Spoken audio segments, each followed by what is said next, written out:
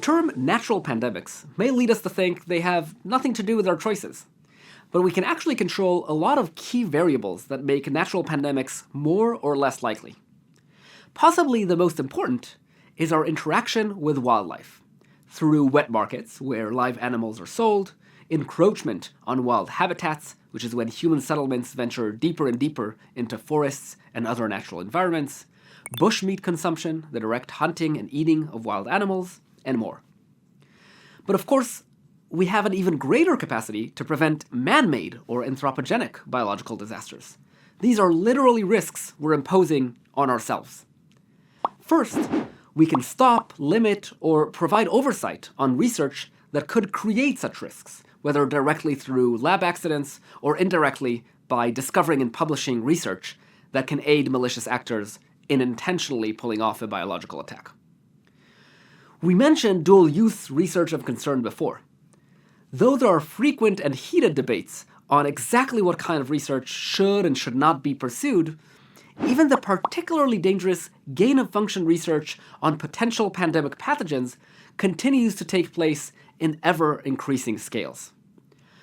There's a lot of policy work to be done to ensure this research is either reduced or done responsibly. And of course, deeply engaging with the scientific community while developing these policies to ensure critically valuable research efforts are not hindered beyond necessity as we mitigate these risks. An important bottleneck in the path between novel research and real-world harm is biosynthesis. At some point, someone needs to convert ideas and designs into real-world biological materials. Often, this includes nucleic acid synthesis, the translation of the genetic code, represented by the letters ATGC in DNA or AUGC in RNA, into actual DNA or RNA strands that exist and interact in the real world. In the cases we care about most in the biological risk context, these DNA and RNA strands represent pathogens including viruses and bacteria.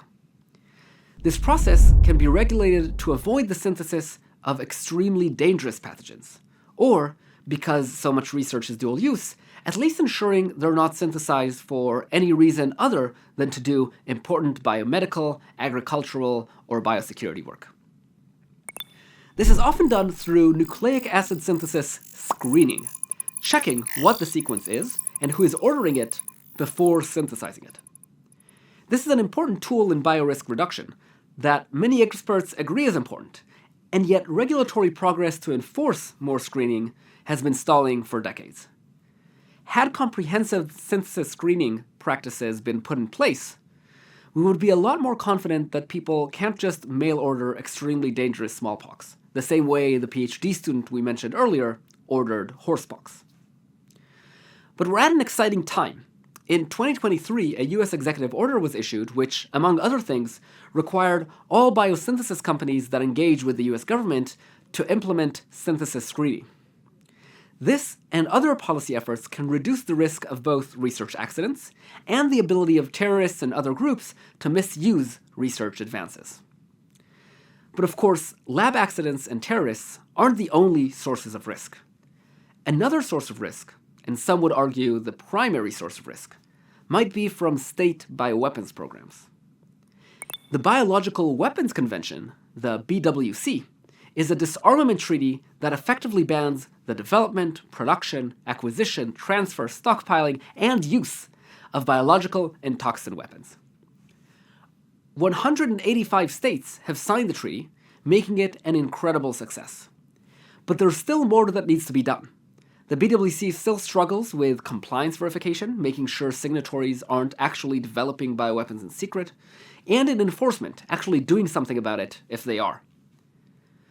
There's significant policy, international relations, and technical work to be done to empower the BWC to achieve its goals, and the same is true for the other prevention opportunities we discussed.